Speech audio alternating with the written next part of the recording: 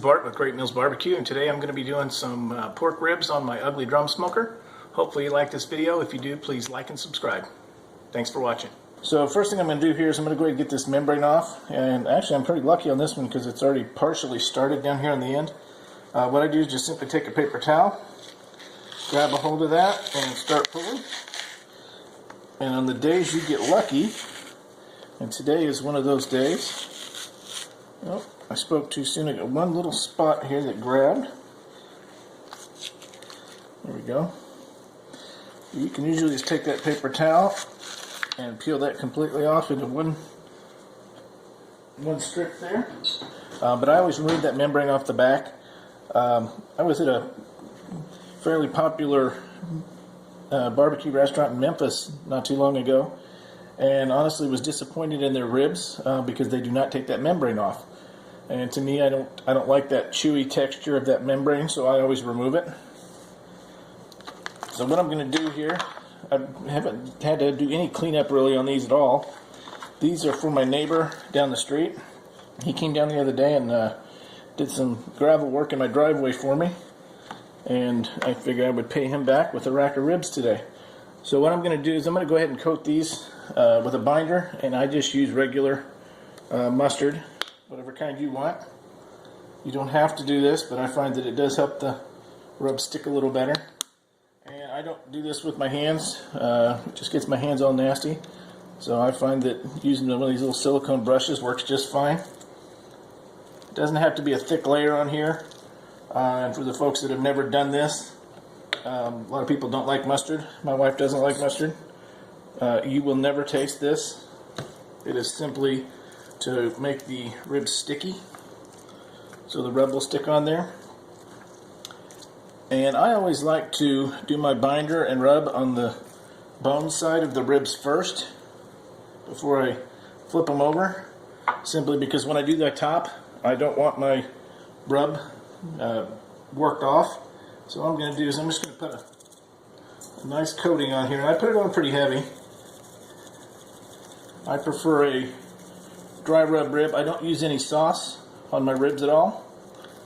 I simply use this rub, and I will put a link to this rub in the video, and the ingredients I'll actually put in the description below.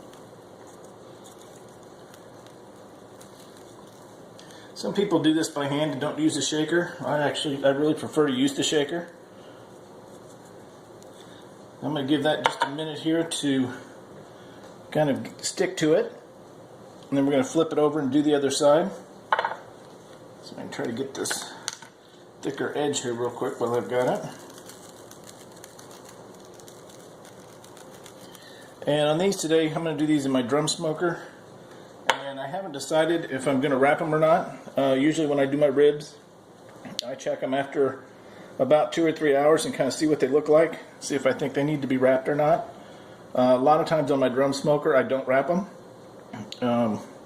It's a pretty humid environment in the drum smoker, so you don't necessarily, you may not have to spritz them or anything like that, but we'll check them out, like I said, at about the 3-hour mark.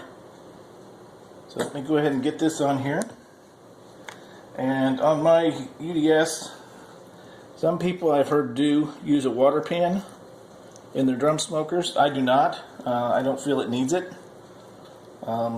In fact, when I do chicken and turkey and stuff on my UDS, I crank the temperature up to about 325, maybe a little higher, because it helps get some of that moisture out of there and will crisp up the skin on the poultry. Let's go ahead and get this coated. Like I said, I do a pretty heavy coat on here. I wish I was better at sifting this rub on to get a nice even coat. That's why I don't do it by sprinkling it by hand. I like it to be nice and even on there. One person that I see doing the sprinkling like this with shakers that I think is really good at it is Malcolm Reed over at How to Barbecue Right. I'll put a link to his channel on here as well. When he puts his rubs on, they go on so nice and even and smooth that it looks really good. So I'm going to go ahead and get the drum smoker heated up, and we'll be back. Okay, I got my smoker up to temperature here. I'm just running some Kingsford Original Blue Bag charcoal in here today with some apple chunks. Put about 4 or 5 fist-sized chunks in here. Let me go ahead and get this opened up and get these ribs on here. And I'm going to go ahead, once I get them on here, I'm going to go ahead and put another quick little layer of rub on there.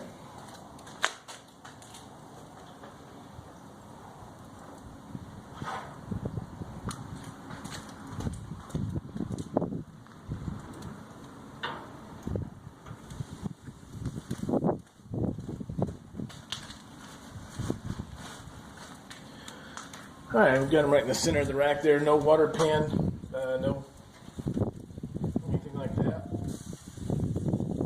One thing I do have down here on top of my charcoal basket is a diffuser plate that kind of helps spread the heat around the drum. And I found that that does help even out the temperatures across it.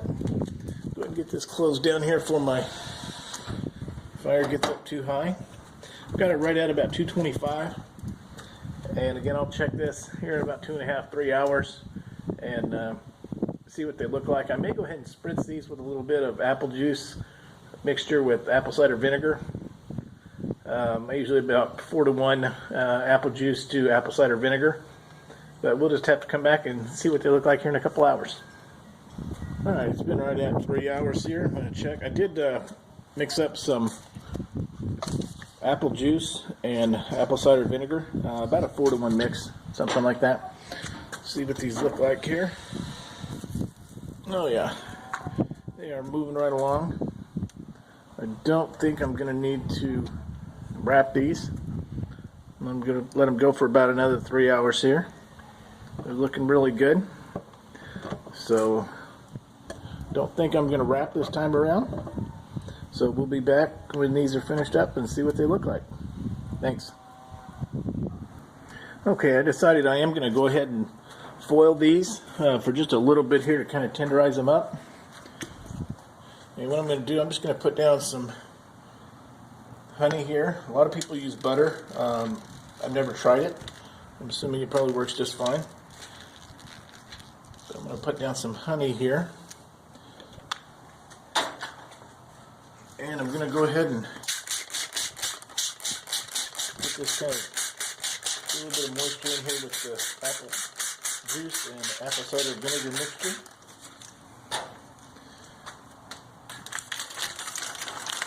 I'm going to put these meat side down. And I'm going to go ahead and do the same thing on the back side here. The bones don't get a whole lot of, they don't absorb stuff very well anyway. We're going to just put it in there to get a little extra flavor.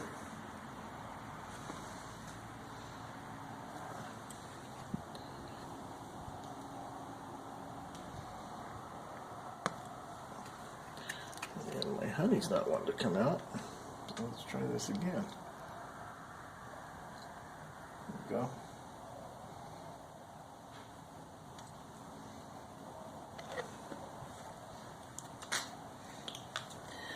We're just going to go ahead and wrap these up and go back on the smoker.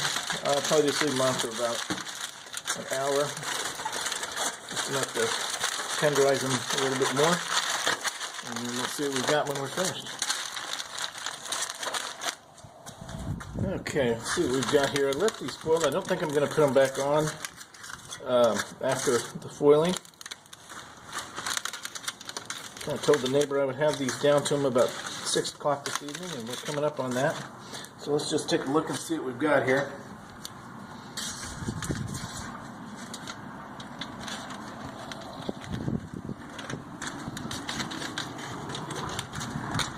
Oh yeah, that's the color I was looking for. Got some pullback on the bones there.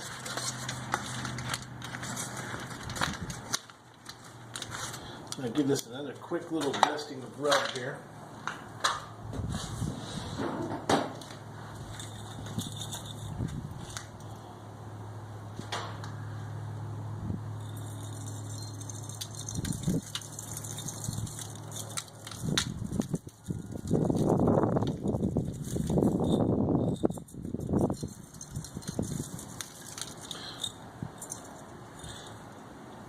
Alright, well I am going to get these wrapped up and get them down to the neighbor. And thanks for watching. If you liked the video, please like and subscribe.